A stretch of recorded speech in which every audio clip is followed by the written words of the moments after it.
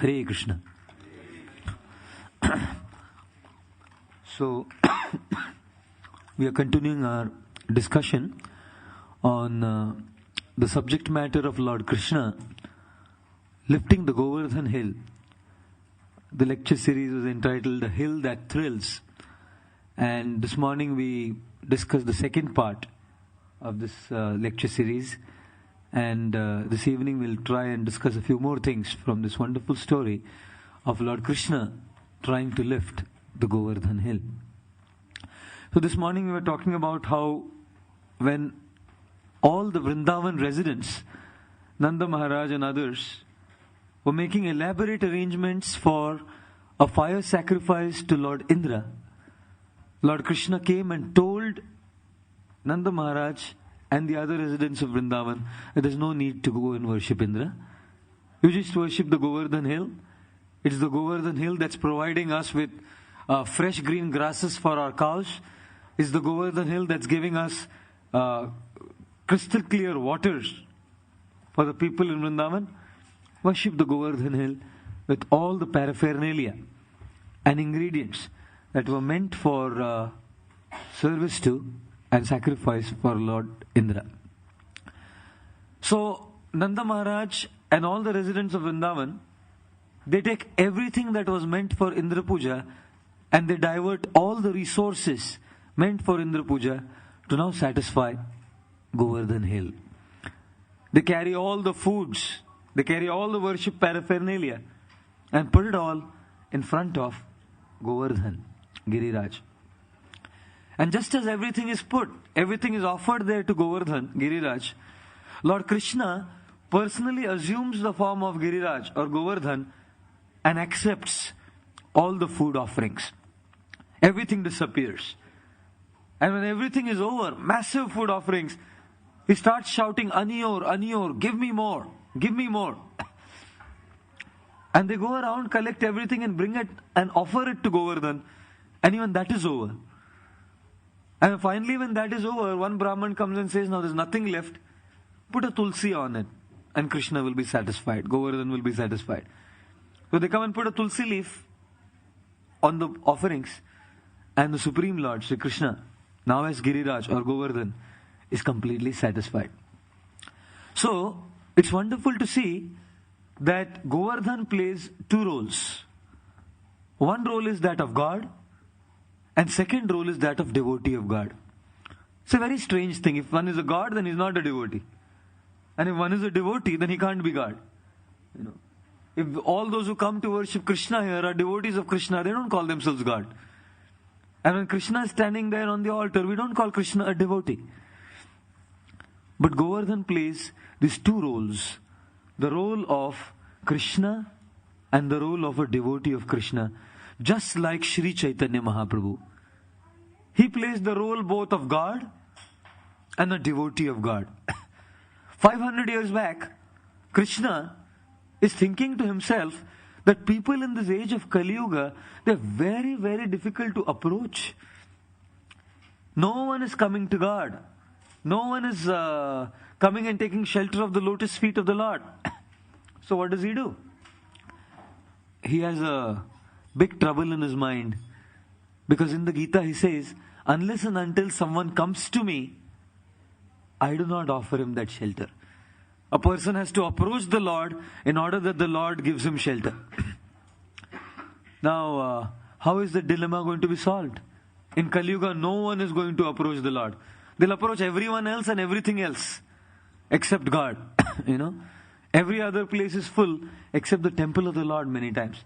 Of course, the Bhaktivedanta manor is very full every Sunday. Today, I think because of the rains and clouded weather, not too many people. Otherwise, Bhaktivedanta manor is very much full. So, Lord Krishna, he decides to assume the role of a devotee. He's God, but he plays the role of a devotee of God because as a devotee, there is no condition. A devotee does not have to wait for someone to come to him.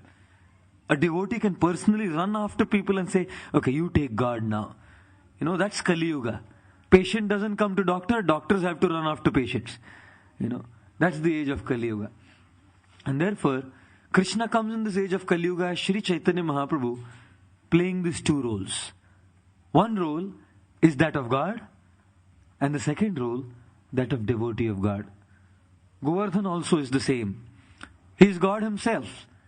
And therefore when all the offerings were offered to Giriraj, Govardhan, he accepted it all, and whatever was left behind was prasad, Mahaprasad. And Govardhan also plays the role of a devotee of God. Therefore is called as Haridasa Varya, the greatest of all devotees of Lord Krishna. Why is he greatest of all devotees? Because he understands three things very well. The first thing, he understands that I can never approach God without serving the devotees of God. One can never serve God unless one serves the devotee of God. Just like if one wants to approach the Prime Minister of England, one cannot go to the Prime Minister straight. One has to approach the Prime Minister through the Secretary of the Prime Minister. Similarly, one cannot approach Krishna directly. One cannot approach God directly. God has to be approached through his devotees. Srila Prabhupada used to quote this American saying which said, "Love me, love my dog." If you want to love me, then first love my dog. Just like a father also. If you want to go and please the father, you don't know him, it's very difficult. But a little child, you give him a candy, and the child is very happy, and the child will go to the father and say, "Papa, Papa, that uncle gave us candy." Then the papa will come and say, "What do you want?" Immediately. So also, Krishna has to be approached through his devotees, and only by serving the devotees of the Lord is the Lord satisfied. Govardhan knows that very well. America, it said, "Love me, love my dog." And today there are 10 million dogs in the world who are beneficiaries to their master's wills. 10 million dogs. And the master has named everything in the name of the dog. And last time I think I mentioned this, that there was a very famous jewelry designer. He made a tiara for his dog, which was, I believe, 2 million pounds worth for the dog. And therefore, the American saying goes, you want to love me? Love my dog. You want to approach the Prime Minister? Approach directly to the Secretary. Govardhan understands that very well. If I have to serve the Lord, be a devotee of God, I have to serve the devotees first. And therefore Govardhan offers fantastic facilities for all the friends of Lord Krishna. There are fantastic lakes with cool waters, and when the boyfriends of Krishna are playing and they are exhausted, they go and take a dip in this water. They drink this crystal clear, cool waters. On Govardhan there are grasses. These grasses have two qualities. Sukomal. Sukomal means they are extremely soft. And Sugandhi. Sugandhi means they are extremely fragrant. And the cows of Vrindavan, they eat this fragrant soft grasses, and the milk that they give is so fragrant. Nowadays you don't get fragrant milk. You don't get milk really many times.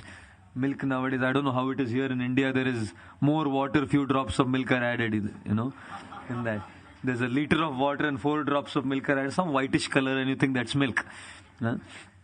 These grasses are fed to the cows, and that milk is used for preparations for Lord Shri Krishna. Giriraj Govardhan has many amazing caves, and in all of these caves, all of the cowherd boyfriends in Krishna perform their pastimes. They play around in these caves. So Govardhan is considered a great devotee because he wants to serve Krishna's devotees and create amazing facilities for Krishna's devotees. And Govardhan is a great devotee because he wants to pay attention to the smallest details in his service. Bhakti means giving attention to details. Ordinary life means chalu kam. In the world today, people do chalu kam. They want to cook something, they'll do some chalu kam. Finish. Breakfast. You want to make poha. In here in England also they make a lot of poha and stuff. They'll make poha, they'll give some chonk tadka, put some rai, put some chilies and all that. Chalu kam. Like I was mentioning this morning, I'm from a Marwadi Jain family. And Marwadi Jain families, even serving poha is considered a great detail. Simple thing like serving poha is considered a great detail. They'll make poha with cashew nuts and raisins, all kinds of stuff inside. Then they'll take a katori, They'll put all of this poha inside and stuff it. And after having stuffed it nicely, then on a plate they'll invert it. So it comes exactly the shape of the katori. It doesn't lie here and there scattered around in the plate. It's all put on this katori. Then on top of that, they'll put grated coconut, finely chopped coriander, give 3 pieces of lemon on the side, and put the save. You know that save? In Bhel you get this very fine kind of save. They'll garnish it with all of that and then they'll offer to the guest. Take it. Refinedness means paying attention to details. Anyone who's refined doesn't do things in a gross way. Anyone who's refined will pay attention to the smallest details of serving a guest, even in this world. What to speak of serving the Lord? Bhakti means paying attention to the finest details of service. There was a sculptor once. He was making a statue of Garuda. He made the statue of Garuda.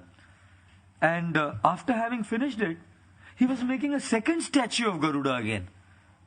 So a guy saw, "Arey, you made the statue of Garuda. Why are you making the second statue again?" He said, "Oh, actually there is a problem, Some mistake I made in the first statue, so I'm making the second one." He said, "Really? What is the mistake?" He said, "On the beak of Garuda, there's a little scratch here." He said, "Where are you going to put the statue, Murti?" He said, "Can you see this huge, massive pillar? Garuda Stamba? On top of that pillar." The guy said, "Arey, you're going to be putting that statue on the top of that pillar? Who the hell is going to watch there's a scratch on his beak?" He said, "No one will watch. God will. Right? God will watch that I did chalu kam, I did some chalu kam by leaving a scratch up there on the beak of Garuda." Therefore, bhakti means paying attention to the details of service. Giriraj Govardhan pays such attention to serving Krishna and his devotees. When Krishna and his devotees walk on the rocks of Govardhan, immediately the rocks melt. Wherever they put their feet, the rocks melt so that they feel that it's soft and not the hard rock surface. In winter, the rocks become warm, and in summer they become cool. Giriraj Govardhan pays such attention to serve Krishna and his devotees because bhakti means paying attention to details. Srila Prabhupada, Swamiji used to pay attention to small details everywhere. He would pay attention to the smallest details in service to Krishna. Once he came to the New Dwarka temple in Los Angeles, and they had this big small deities of Radha and Krishna. And they were far off, and the entrance was like at a distance. So when Swamiji Srila Prabhupada, he entered in, way there, far, he saw that the tilak on Krishna's face, made of Gopi Chandan, one little particle had entered into Lord Krishna's eye. From a distance he saw. And he called one of the devotees. And he said, "Can you see?" He said, "What?" He said, "There's a small particle in Krishna's eye." And this devotee said, "Prabhupada, what to speak of seeing a particle in Krishna's eye? I can't see that Krishna has an eye from such a distance." And I said, "A small deity, you can't even see that there is an eye there." No one could see that Krishna had an eye from such a distance. And Srila Prabhupada could see a fine particle of Chandan entering into Krishna's eye. Because service and bhakti means attention to the smallest details. One of Srila Prabhupada's lady disciples, Jadurani Devi, she was making a painting. She made the painting of Radha Krishna. So Krishna was standing playing a flute, and Srimati Radharani was standing there with a garland in her hand, but she was looking in the other direction holding the garland like this. So this painting was seen by Srila Prabhupada. And Srila Prabhupada said, "What is this painting? Does Radharani have another boyfriend? Why is she looking to the other side? You know? And Jadurani Devi, she felt very embarrassed that she had kind of made a painting like this. And then Srila Prabhupada said, oh, okay, no problem, don't worry. Nothing big about it. Actually, she's wanting to serve Krishna only, but she's offered that garland to Krishna, and now that garland is the Mahaprasad of Krishna, and Srimati Radharani is searching where is Jadurani Devi, because she wants to offer that garland to Jadurani who has made this beautiful painting. Prabhupada was very attentive. You're making Radharani look there? Not like this. She should be looking towards Krishna. And once they made Radha Krishna, one painter, and Krishna was very, very stout, very muscular. Krishna is very delicate, but he was so stout and muscular, looked like he came from a gym after a workout, And Srila Prabhupada saw this painting, and Prabhupada said, this kind of beauty is the conception of, it's a meat-eating beauty. Krishna's beauty is milk drinker's beauty. It's not meat eater's beauty, he said. It's milk drinker's beauty. So kindly change this. Make him a little delicate. Make him a little slim. Srila Prabhupada, he gave attention to details. Every single detail in service to Krishna. So bhakti means attention to details. When a garland is being made for the deities, a devotee is not just going to take any flower, any color. Sometimes just put yellow, red, anything mixture. And when you see it, you don't know what is where. It looks like a crude garland. But when devotees make garland, they'll pay attention to every single flower, the arrangement of the flowers. Back in our temple in Bombay, some of the ladies make these complicated garlands for Krishna. One garland for Krishna takes 5 hours. 5 hours to make one garland. And it's called, I think it's called Taiwanese or something, I can't remember the exact thing. The arrangement of the small, detailed, minute flowers. Now if you look at it from a distance, no one's going to make out what it is. But Krishna, he's going to see what it is. And therefore, it's a very important principle. Govardhan pays such attention to details in service to Krishna and his devotees. So, Govardhan we find is Krishna and simultaneously a devotee of Krishna. Like Sri Chaitanya Mahaprabhu is Krishna and simultaneously also a devotee of Krishna. So all of these food offerings were given to Giriraj. He took it all. And after he took it all, he gave it back to the devotees as prasad. It all disappeared and suddenly it appeared again as prasad. It's strange, because if someone eats and vomits it out, he says, take my Mahaprasad. Oh my God, it's too much, When someone eats something and pukes out, what comes out? Oh, the kids are... What comes out is quite strange. You can't make out what was what. Sometimes you do when the person is eaten in a hurry and not chewed properly. Sometimes you can make out what's what. In Mahabharata, there is a very bewildering verse. Very bewildering shloka. 5 things should always be considered extremely pure in any circumstance. Firstly, one should consider the paraphernalia of Lord Shiva as pure.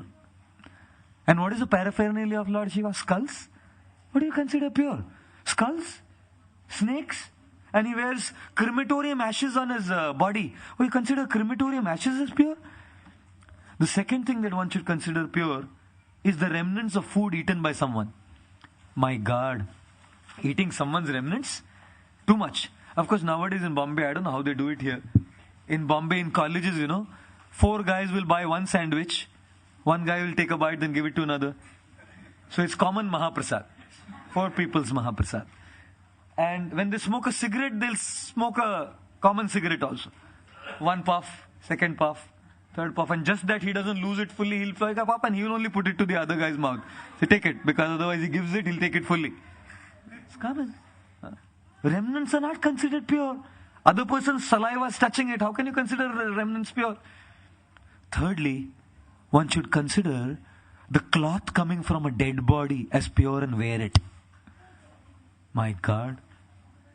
If you carry someone to cremate, for cremation, and on top of him, you have this white cloth. Well, acha hai. I'll take it. stitch a nice shirt for office, from a dead body. Fourth thing, one should consider a place where crows pass stool as pure. Imagine someone's going for a party and suddenly the crow passes on the head. So it's extremely pure. Mahabharata explains. I'm purified and I'll go to the party and purify the whole party. It's too much. And the fifth thing is when one pukes out, one should consider the vomit as extremely pure. Can you imagine that? I'm sure you're all bewildered enough, and I'm sure you're all intrigued enough. Why does the Mahabharata say like this? The first is, one should consider the paraphernalia of Lord Shiva as pure. It doesn't refer to skulls and snakes. It refers to the Ganga that comes from the head of Lord Shiva. So Ganga is also paraphernalia of Lord Shiva, and therefore Ganges is considered extremely purifying to one's consciousness. Secondly, one should consider the remnants of others' food as pure. Not of anyone. Cow's milk. Because when a cow gives milk, the calf goes and drinks the milk first. When the calf goes and touches the mouth to the other and drinks the milk, then the rest of the milk that is available is there for others. Therefore, what are we drinking? We're not drinking the milk purely straight. It is the Mahaprasad of the calf. And it's considered so pure, it's used to bathe the Lord for Abhishek. The third thing, one should consider cloth from a dead body as pure. What is cloth from a dead body that's pure? It's silk. Because when you want to have silk, the cocoon is dead. And only when the cocoon is dead do you get silk thread. And silk cloth can be made out of it. Therefore, the cloth from a dead body that is pure is silk, coming out of a cocoon. And it's considered so extremely pure that even if you visit a funeral ceremony and you don't take a shower, if you're wearing silk cloths, you can walk straight onto the altar and worship the deities. It's considered so extremely pure, silk. The fourth is where a crow passes stool, that place should be considered pure. Of course, not anywhere and everywhere, not on the windowsill. It refers to a banyan tree. A banyan tree is a place where crows pass stool a lot. In fact, a banyan seed will not germinate and grow into a tree unless it is fertilized by crow stool. This is science, not Gita. Right? Unless the seed of a banyan tree is fertilized by the stool of a crow, that seed will not grow. So a place where crow passes stool is to be considered pure. That's a banyan tree. And the last is definitely very interesting. When someone vomits, that vomit should be considered pure and it should be eaten. Honey.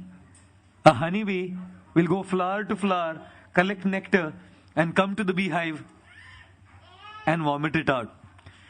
And we'll pull it all out and we'll take an ice cream and have the honey trickling down. Say, wow. Huh? It's considered vomit. So the Mahabharata says that these 5 things should be considered extremely pure. Govardhan gave all the prasadam out. Everything was vomited out. But when Krishna gives it, it is intact. Thanks to Krishna that he doesn't eat everything. Otherwise, what will we do? If Krishna takes everything, what will the devotees eat? We thank Krishna. You don't eat everything. You leave things on the plate so the devotees can enjoy and relish nice Mahaprasadam. As the offerings were done and the prasadam was taken, all the Brajbasis were ecstatic. They were very, very joyful. They were very, very happy. They'd taken the risk of offending Indra, and when one offends a great person, they had taken the risk of stopping Indra Puja. They should have been fearful. They should have been paranoid. They weren't fearful. They weren't paranoid. They were very happy. They were very joyful. Why? Because they had followed the instruction of God and served Govardhan. Thus, when one follows the words of God and serves God, one becomes happy and joyful. The way to be happy is not simply amassing things. The way to be happy is not simply getting things in life. The way to be happy is using those things in a way that those things give us happiness. Things don't give happiness. Those things used in a certain way give happiness. Otherwise, if things were to give happiness, there's things all over. The people who have so many things, all kinds of gadgets. They'll have iPhone 3, iPhone 4, iPhone 4G, iPhone 3G, iPhone 2G, iPhone 5G and 8G. Whenever they come. They'll have all. On 3G, they speak to wife. On 3GS, they speak to someone else. On 4G, they talk to the boss. So many things, so many gadgets, so many cars, so many assets. And all of those things really give satisfaction. All of those things really give joy.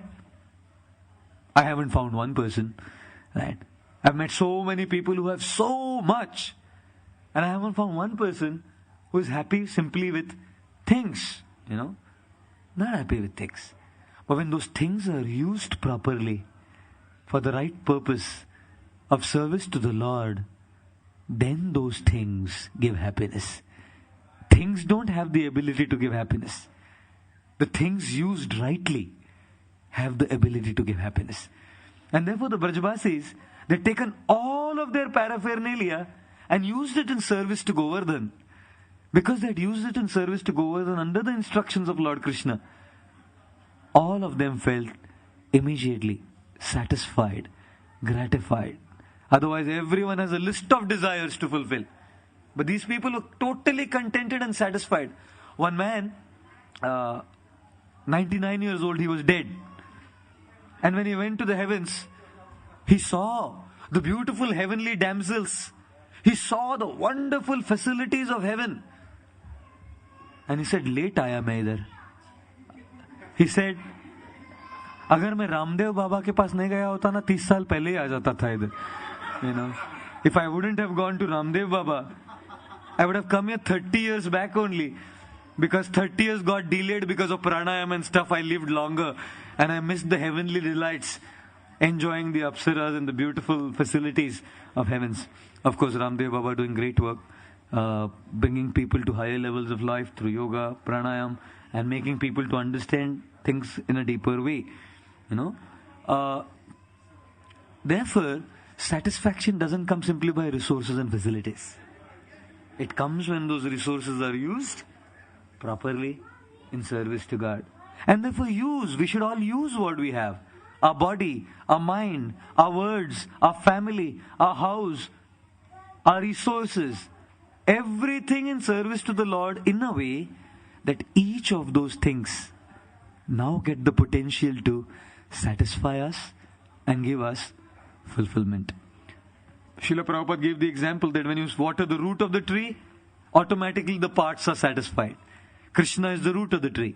We are all the parts. We satisfy Krishna is like watering the root. Automatically, all of us find inner satisfaction. Satisfaction is not external satisfaction. Inner satisfaction and happiness. Of course, all the Brajbasis, when they were satisfied, Lord Krishna had accepted all the offerings. And finally he had accepted one tulsi leaf when nothing was available. Therefore, Lord Krishna is called Bhavagrahi. He sees the intent of the offering. He doesn't see what we are offering externally.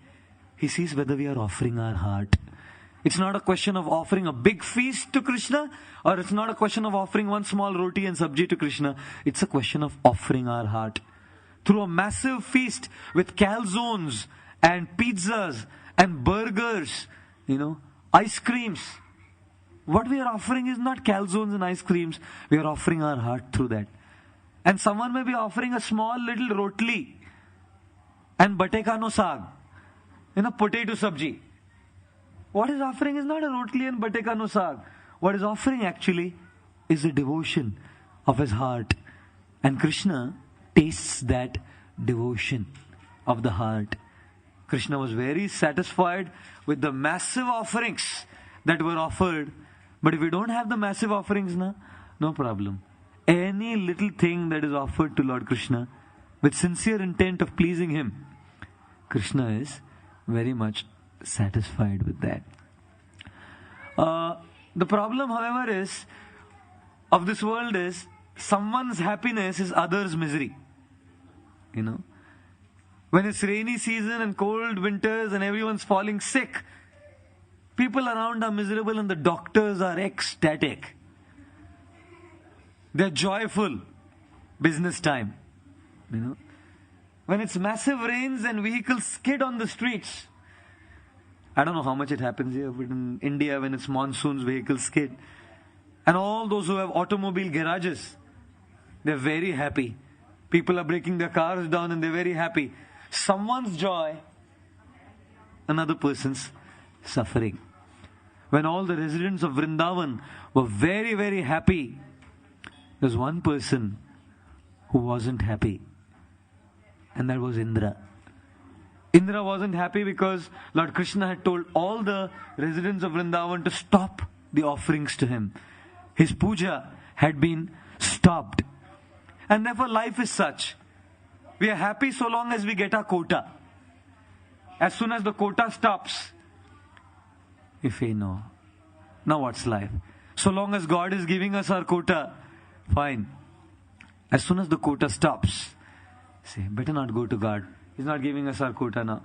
So long as Indra was getting his quota, his worship, his adoration, his respect, his puja, Indra was very happy.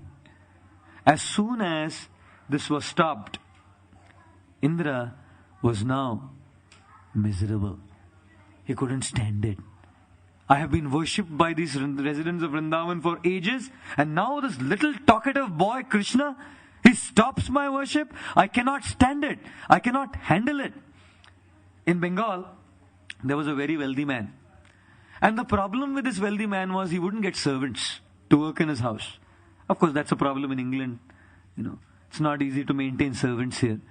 In India, what an opulence, you know. Even a middle class person who earns 5,000 rupees has 4 servants at home. One person will come clean the clothes and go. The other lady will come to clean the pots. One lady will come to cook. It's a great opulence. So many servants. Here, everything has to be done by the self because affording servants is a luxury for the wealthy and the rich. This wealthy landlord in Bengal, no servants would come to his house somehow. So one day he was talking to his friend and said, I have a big problem. He said, what? He said, no servants stay in my house. He said, I'll give you a secret. You get a servant and feed him balam rice and ghee. Balam rice is a special variety, very fine and special variety of rice in Bengal. You make this balam rice and put cow ghee on top. Glistening golden cow ghee, and feed him for 6 months, and for 6 months don't ask him to do any work. Just feed him. What is this? He's my servant or he's my master? I said, no, you feed him. I said, okay, you're telling me this is the secret, I'll do it. But this landlord, he made fine variety of balam rice and ghee. And for 6 full months, all he did was cooked, put it on a platter, and made his servant sit down and fed him this balam rice and ghee. 6 months were over. He said to the friend, what's next, otherwise all life I'll have to feed him only. The friend said, now you tell him to do some work. He said, okay. So he told his servant after 6 months, okay, now you're eating rice and ghee is over, now clean the house. He said, clean the house? He said, yeah, of course clean the house. You're my servant. Wait some little. He started loading it with more and more. Then one day this guy came and said, see, if you're going to load me with more work, I'm going to leave and go. I'll leave this job and go away. One day the landlord said, okay, go. No problem. You go. So the guy left. But when he left, he was missing his balam rice and ghee. He thought, oh my God, all those fine memories of the fine balam rice with ghee. He was missing it so much, he couldn't afford it. He realized, there's no choice, I have to go back. I'll have to work a little hard, no problem. But I'll at least get my balam rice and ghee. Similarly, great souls like Srila Prabhupada, they know that to engage people in this Kali Yuga, they need to be fed good balam rice and ghee. Till the time they're given balam rice and ghee, they're not going to do any service. As soon as you load with service, I'm leaving the temple. I'm not going to come to the Bhaktivedanta manor. When they used to come before, they would give me sandesh. And they would give me burfis. Now they give me service. They ask me to take a broom and clean. But what to do? The respect, the honor, the Mahaprasad, the love they give is like the balam rice and ghee. Although they ask me to work a little bit now, what to do?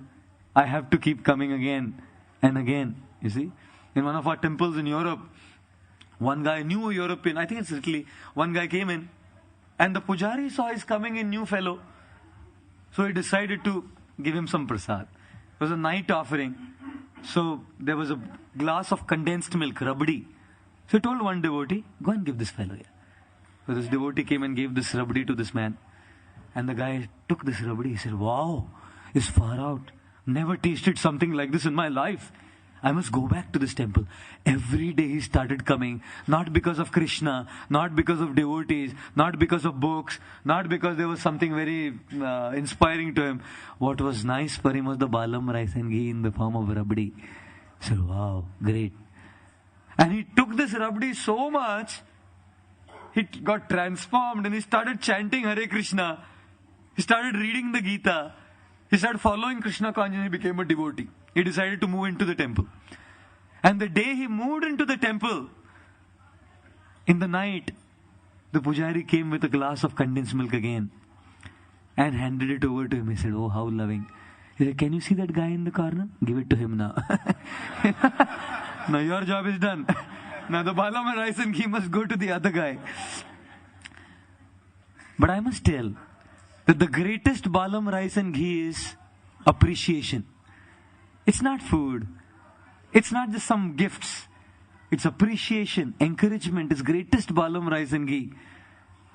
Indra had received his balam rice and ghee for a long time. They had worshipped him.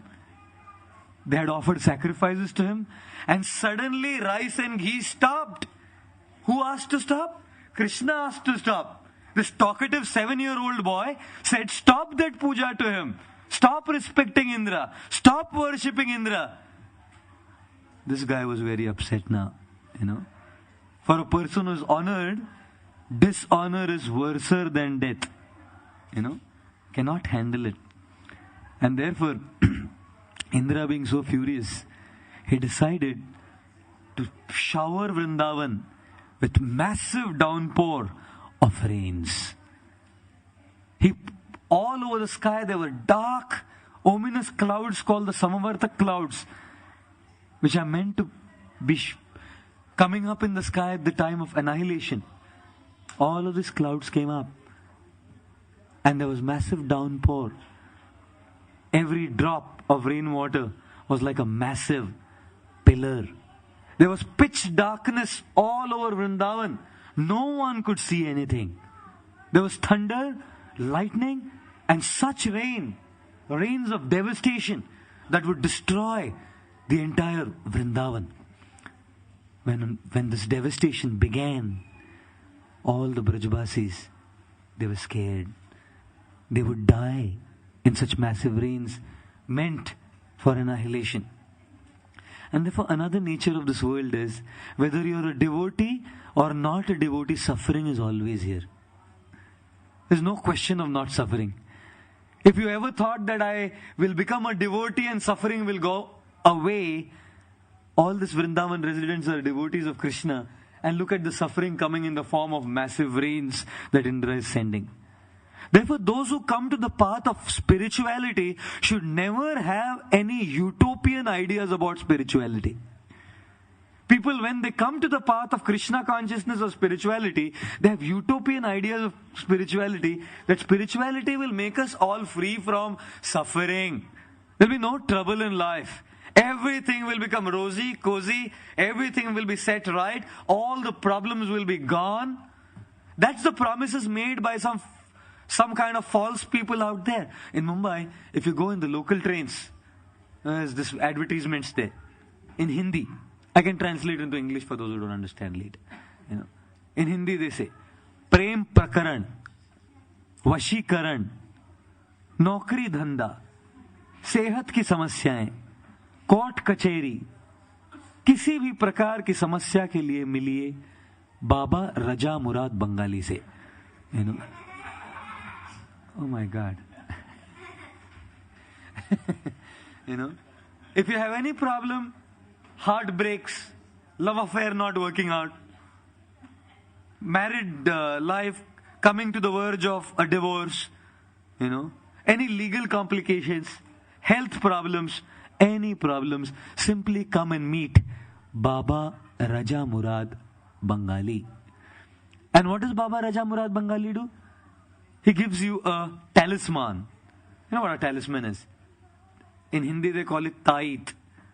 They got the silver kind of structures where they fill in some stuff inside and do some kind of boom boom kum kum klim klim pim pim. They do chant some mantras. And they put it on your arm, put it around your neck, and all your problems will be solved. A heartbreak, no problem. Another heart you can get, not an issue.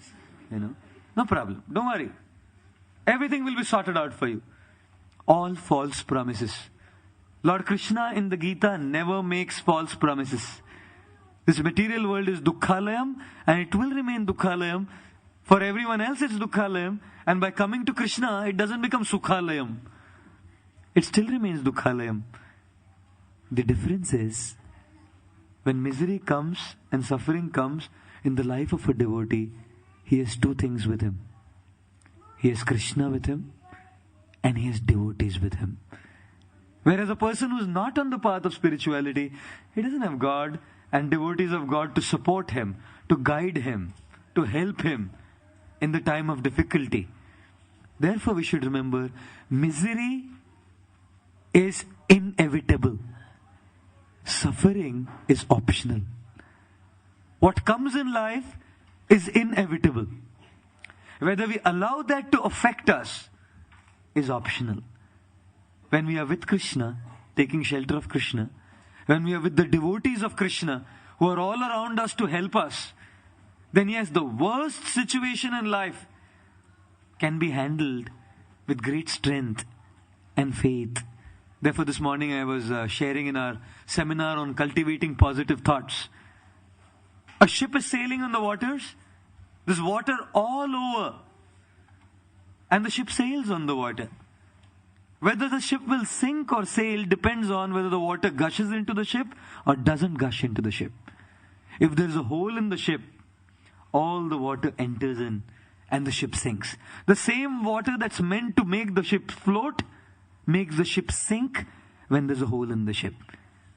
Similarly, we are surrounded by troubles, problems, difficulties, trying circumstances, tribulations, suffering all around us. Like a ship is surrounded by water all around, similarly, our life is surrounded by such kind of circumstances all around. It's not something unusual. It's not something unnatural. It's not something out of place. Day in and day out, there are difficulties.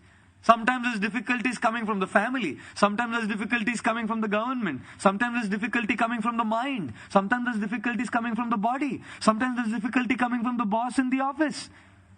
It's constantly some difficulties and suffering and problems coming around.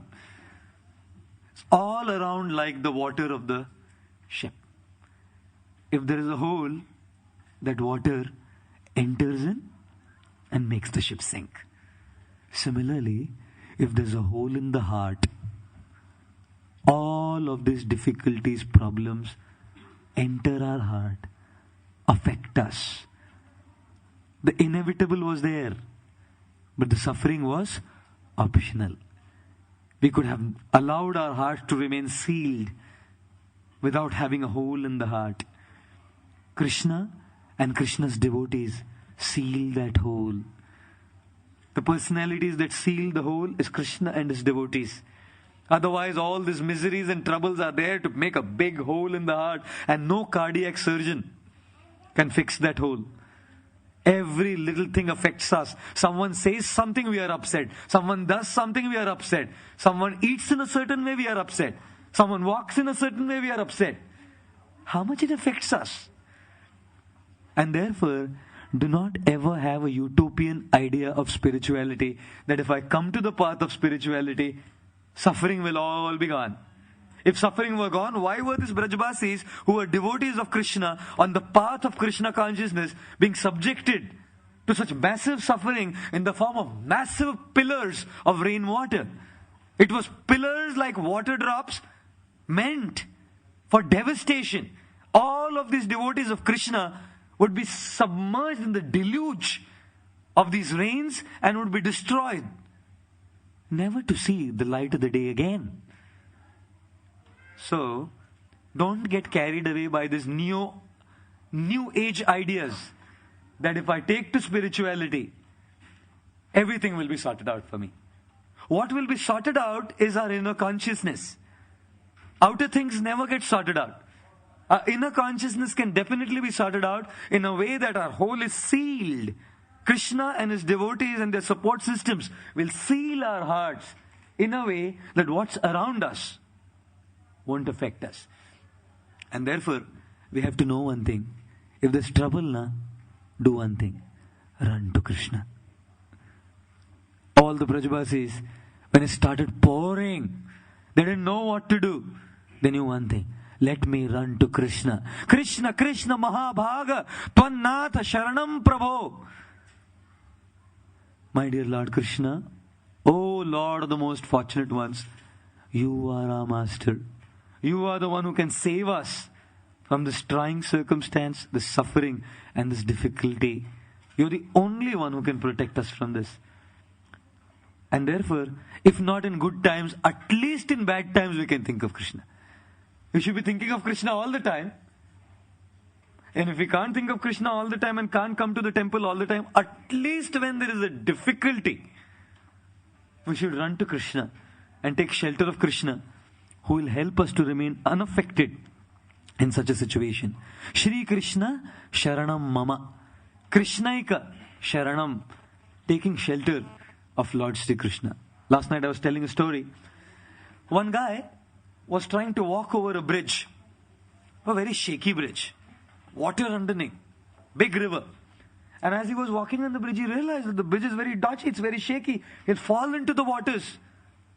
As he was just about to start walking on the bridge, he saw on the other end of the bridge, God standing there. And he said to God, my dear God, Lord, please come to this side. Please come to this side and help me cross this river on the shaky bridge. God has no other business, isn't it? Simply to cross the river to help us walk on the shaky bridge. So please, my dear Lord, come and take me across this river on the shaky bridge. Otherwise I'll fall in waters. God didn't come. He yelled and screamed louder. Lord, please come. I'll fall into this waters. Please help me cross the river on the shaky bridge. God didn't come. But he had to go so very slowly, yet steadily. He kept walking little, slowly. And reached the other end and he saw God standing there. And he was furious. Said, I always heard you should take shelter of God to cross suffering. And that bald fellow from Bombay also said the same thing in his class. And now, I called out for you and you didn't come. Why? The Lord said, my dear son, the bridge was so shaky. I was holding the other side so that you don't fall. If I would have left it and walked across, both of us would have gone down. You would have drowned. For me, it's no problem anyways. I was holding the bridge so that you could cross the river. Many times when we call out for the Lord and His protection, and we don't see that He answers our call, and when we don't see that He's coming across to help us, remember, even His not coming is His help. His coming is His help, and His not coming is His help. Because in His not coming also, He's holding the bridge so that we can cross across and come across the bridge, across the river, to the other side of the river. All the residents of Vrindavan had this faith, had this trust that He is holding the bridge. Why holding the bridge? Now He'll hold the hill. And, He will take care of us. And therefore they came to Krishna and said to Krishna, please help us. And therefore, although the world is full of suffering, whether you're a devotee or not a devotee, when you're not a devotee, Krishna doesn't come to you.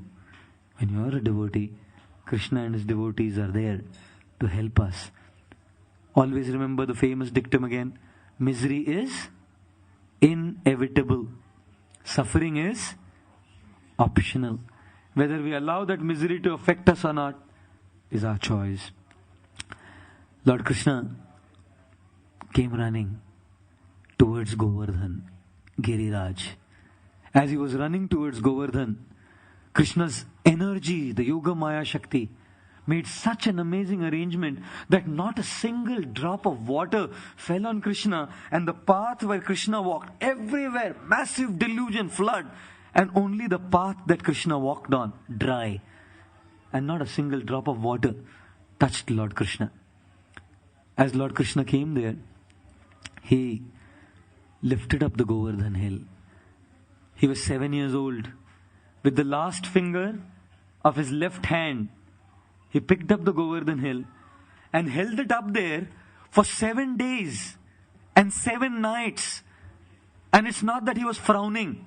You know, like when they go for a workout and they use this dumbbells and weights, and they have this. Their arms are trembling and their expressions are. I mean, you must take pictures of those expressions. Horrible. You know. And they're just waiting when to leave it. As soon as the time is over, damn, it falls. They don't even place it. Just come straight down. You know.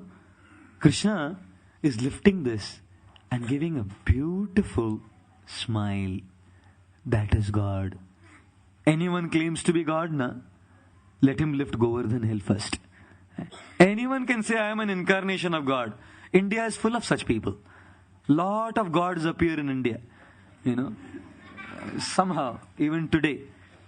I was saying this last night in our program, that in America, there are 350 men today who claim that they are the resurrected Christ who has come from the cross to save the world. And these 350 men who claim that they are the Christ, some are behind bars, some are in a mental asylum. Either they are in a mental crazy hospital, what do they call it here? Funny home? What is that? Huh? Yeah, lunatic asylum, but there's another word they use. No, not madhouse. Here in England there's a funny farm. Yes, that's it. That's it. Thank you. I was just trying to get the word right. Yeah, I thought it was funny house. It's called the funny farm here. Huh? The lunatic asylum, the mental asylum, the madhouse, the funny farm. Either these 350 people who claim themselves to be the resurrected Christ are behind bars as punishment or in a lunatic asylum. And in India, if someone claims to be God, they put him on a pedestal. They worship him. They start a whole organization in his name. And they start preaching about the glories of a new God. And therefore, when Srila Prabhupada was preaching here in the West and in India at that time, the early 70s, Srila Prabhupada would always ask his disciples, so who is the God this week? You know, because there would be a new God who would come every week. So Prabhupada said, who is the God this week? It's not funny to know that. It's so common all over. You know, in India, if I start talking about this, next 2 hours will go in explaining the glories of the human gods there, who have been made into gods by people there, you know. But here's God, lifting the Govardhan hill, 7 days, 7 nights, extraordinary activity, massive hill, and no frown on the face, a beautiful smile on the face. This huge water drops being poured on Govardhan. Then Govardhan get affected? Then the Govardhan hill feel the pain of this massive water drops? No. Why? Because Krishna's finger was touching the Govardhan hill. Remember? Downpour of troubles and problems is all the time there. Always have Krishna touching your life.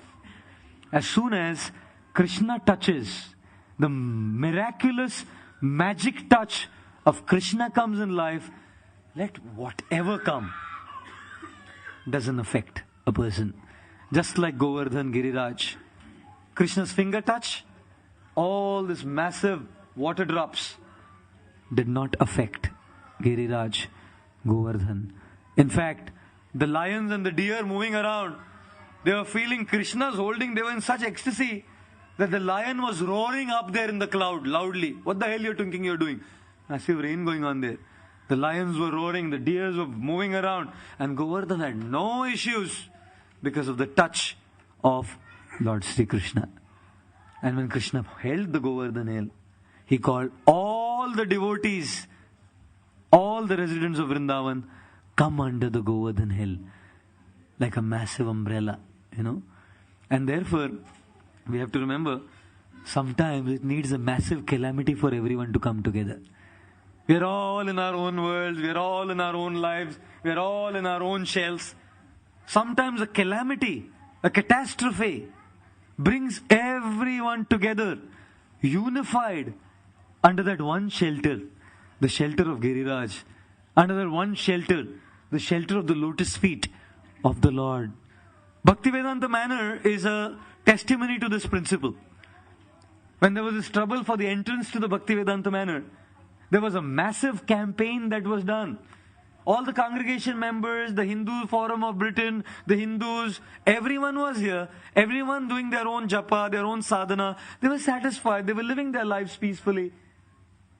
And a calamity on one of the most worshipable sites of London, the Bhaktivedanta Manor, brought all the devotees together to serve. Right? Everyone came together, unified, marching for their rights. That we want these rights, we want a proper entrance, and we know at this campaign, an apparent calamity turned out to be a great opportunity. And therefore in life, calamities do come, but if we have the right consciousness and the proper spirit, we will take that calamity as an opportunity to go up in life, to grow in life. All the devotees here struggled hard, to get the rights. And today the benefit is we have a first class road coming in here, nice car park, and so many people. On Janmashtami, 70,000-80,000 people coming, and everything can be so well facilitated. Therefore, calamities, when the shelter of Krishna, can turn out to be greatest opportunities. All the Brajvasis and the residents of Vrindavan came under the Govardhan hill. Krishna protected them, and Krishna will always protect us. If we take shelter of Krishna, He will always protect us. And protection is not so much physical. That's fine. Physical protection God gives, that's fine. Real protection is the Lord protects us from falling to temptations. Therefore in the Holy Bible there is a prayer. O Father, Thou art in heaven, hallowed be Thy name. Let Thy kingdom come. Let Thy will be done on earth as is done in heaven. Give us this day our daily bread, and forgive us our debts as we forgive our debtors, and lead us not into temptation, for yours is the kingdom and the glory forever. Amen. You go to a Christian church, you'll find this prayer chanted always. Protection is not simply protect, now there's a disease, take my disease away, go to a doctor. Oh my dear Lord, there's a problem with my financial investments, go to a financial consultant. No problem. My dear Lord, there's a problem with my slip disc, go to an orthopedic surgeon. And things will always sort it out. The people who can deal with that. The greatest protection that the Lord offers us is to not fall to temptation. Very crucial. Always a right choice and a wrong choice in front of us.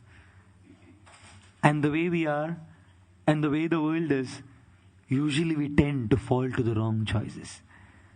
And therefore, the greatest protection offered by the Lord is a protection, internal protection, where He always helps us to make the proper choices and not fall to temptation. 1967, United States of America, Swamiji, Srila Prabhupada, Bhaktivedanta Swami, he had already registered his society, the International Society for Krishna Consciousness, ISKCON. Two very, very young an American young couple, guy and a girl, they're married now. They came to meet Swamiji. The guy had studied in the University of Texas. He had studied art. Both loved Swamiji. They were so inspired by the teachings of Swamiji, they decided to follow what the Swami had to teach. They took shelter of the Swami, learnt his teachings, followed his teachings.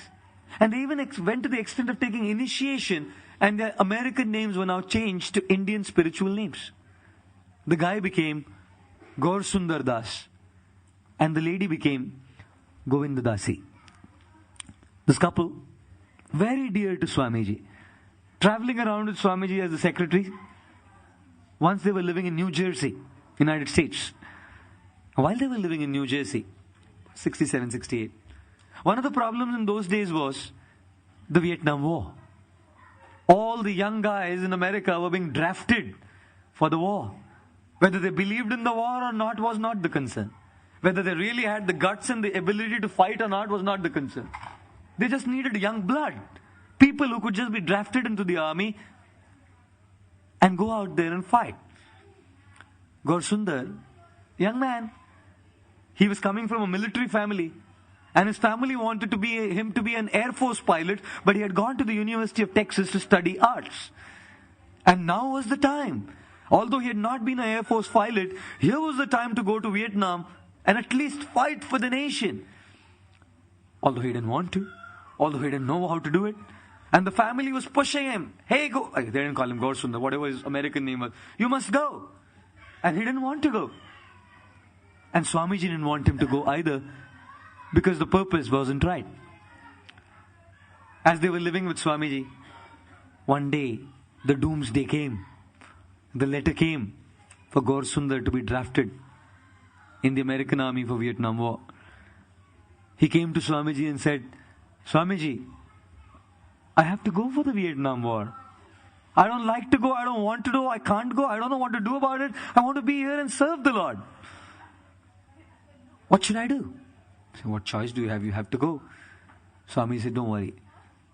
I shall pray to Krishna that he protects you. Gaur Sundar had beads, red beads in his neck, and a small little Jagannath as a pendant in his beads. He decided to leave. Govinda Dasi, his wife, was very sad. Prabhupada was very sad that he's going. No one knows what's going to happen if he's drafted in the draft board. Vietnam War is gone. If he dies, what about him? He's a nice devotee. What will happen to him? So Gaur Sundar went. And all through the day, Govinda Dasi, while doing all her services, she was thinking of her husband. And even Prabhupada 2-3 times mentioned, oh, Gaur Sundar hasn't come. What's happening to Gaur Sundar? And as they were thinking so, that evening, suddenly, they heard the voice of Gaur Sundar. And he came back. Govinda Dasi was so excited, he's back. He's supposed to be drafted in the army, he's back. So what happened? How did you come back? Very simple. I went there. They saw my dhoti and my kurta. American army. Looks like he's coming from the funny farm. And they saw this clay marks and saw, what's this person in the neck? What is hanging?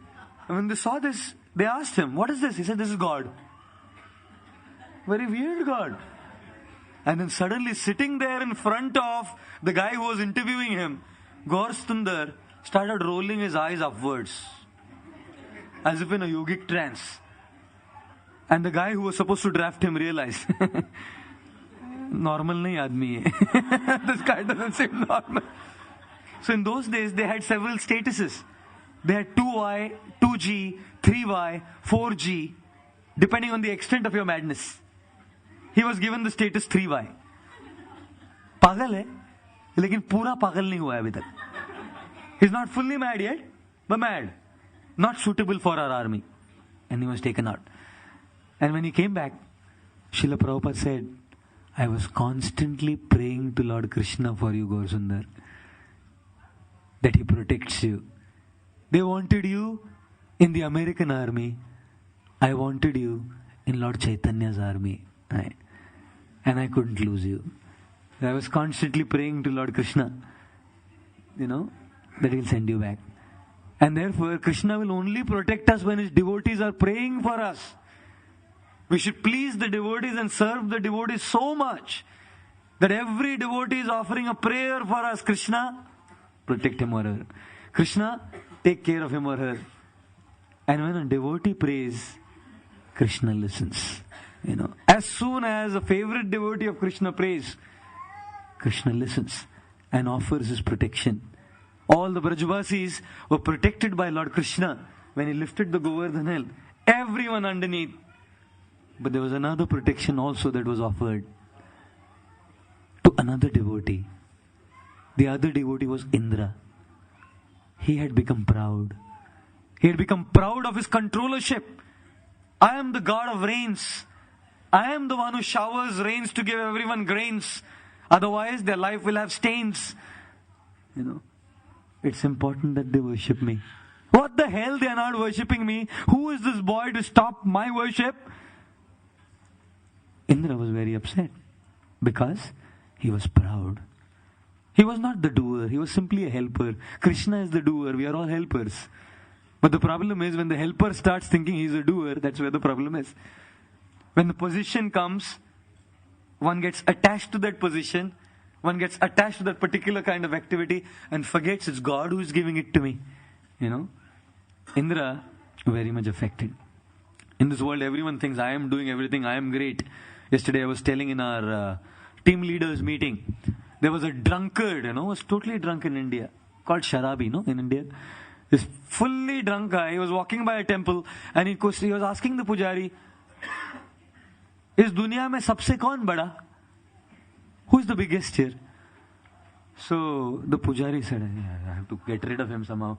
He said, सबसे कौन बड़ा? सबसे मंदिर बड़ा. The temple is the greatest. मंदिर बड़ा? The drunk guy said, मंदिर बड़ा तो धरती पे क्यों खड़ा? The temple is so great, why is the temple standing on earth? Oh, this pujari said, my God, this is a tough guy. He said, अरे बाबा ठीक है, धरती बड़ी. The earth is great. He said, अरे धरती बड़ी तो शेषनाग पे क्यों पड़ी? Earth is great, why is earth held by the Sheshnag? So then the pujari said, अरे बाबा ठीक है, शेषनाग बड़ा बाबा. He said, शेषनाग बड़ा तो शिवजी के गले में क्यों पड़ा? If Nag is so great, why did he come in the neck of Lord Shiva? All right, my dear sir. Shivji बड़ा, Shivji.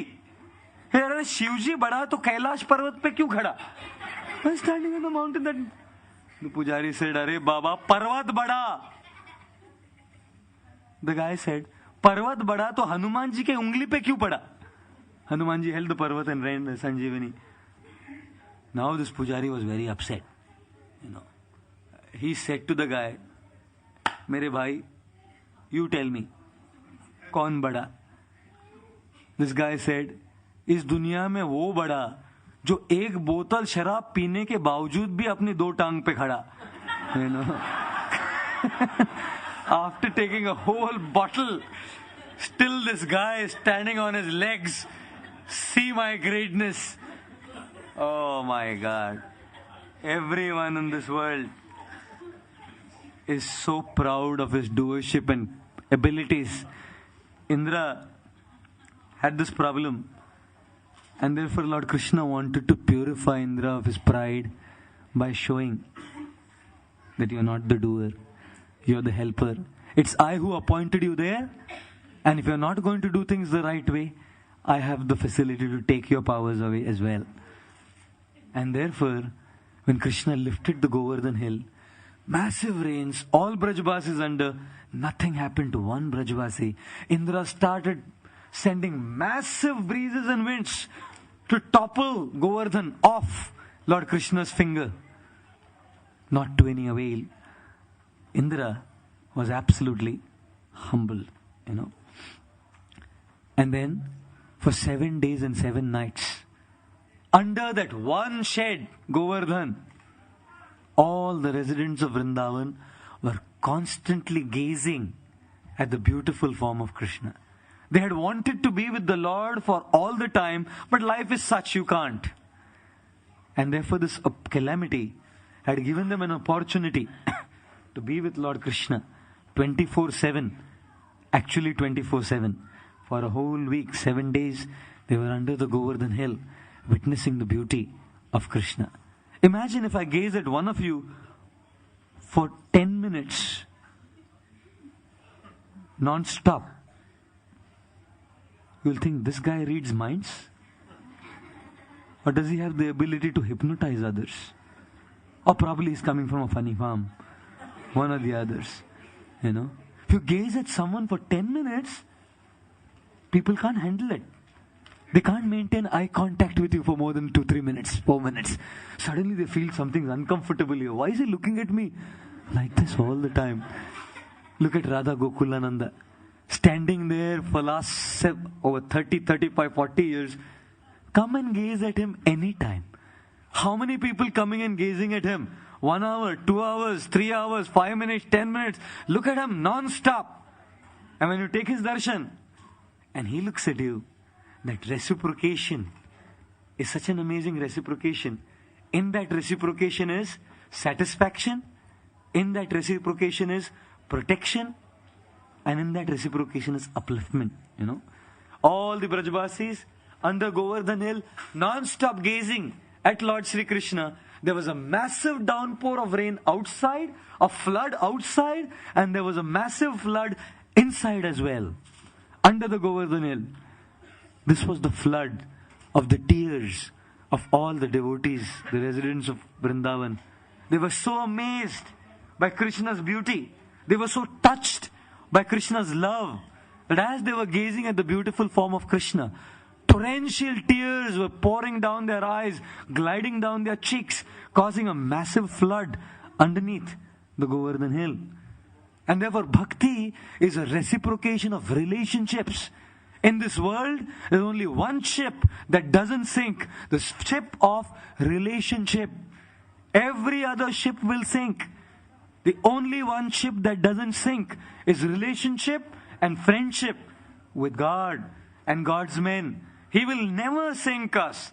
He will never dishearten us. He will never let us down. You know. And therefore, in Govardhan we find amazing reciprocations of relationships. Like I mentioned in the beginning, things never give contentment. Meaningful relationships where affection is shared gives satisfaction. That is Bhakti Yoga. Bhakti Yoga is not a dry process of sitting in meditation. On what? On nothing. I mean, I've always wondered, how do you meditate on nothing? People meditate on nothing. Bhakti Yoga is full of juice. Bhakti Yoga is full of reciprocation of love. Why? Because there is relationships with God, with God's men. And in those relationships, there's tremendous amount of satisfaction. Indra was humbled. And when Indra was humbled, he came. What should I do now? I should go and beg forgiveness from the Lord. But I can't approach the Lord directly. I must go through a devotee of the Lord. Someone who's very dear, you know. Like when the child does a lot of mischief and really his report cards all red marks, all failed in 4 subjects. He wants to go and show the card to the father, and the father is supposed to sign. His mummy, Papa likes you a lot. Please. Indra also thought, going to Papa straight, too much. I must take Mama. And therefore Indra realized, Krishna loves cows. He took the Surabhi cow, and the Surabhi cow was taken to Lord Krishna. And the Surabhi cow pleaded on Indra's behalf, please forgive Indra. And in this way, Indra's offense and mistake was forgiven. And therefore, one cannot approach the Lord directly, even if one makes a mistake. Forgiveness can only come when we approach the Lord through His dear devotees. And there's a lot more that could be said about the subject matter, but I've kind of quickly tried to browse through the whole subject of Krishna lifting the Govardhan Hill. This weekend we are celebrating Annakut in honor of Krishna's lifting the Govardhan Hill. And I believe there is also the Goshala opening on Saturday, official opening, which is all in celebration of Govardhan Puja and Go Puja. So all of you are invited to participate in this fantastic festival. I wish to thank all of you very, very much for being here this evening to attend the last part of this lecture series, which is entitled A Hill That Thrills. Lessons from Krishna's lifting the Govardhan Hill. Thank you all very much. Hare Krishna. जय श्री गिरिराज गोवर्धन की जय, श्रील प्रभुपाद की जय, गौर प्रेमानंदे हरि हरि बोल, हरे कृष्ण.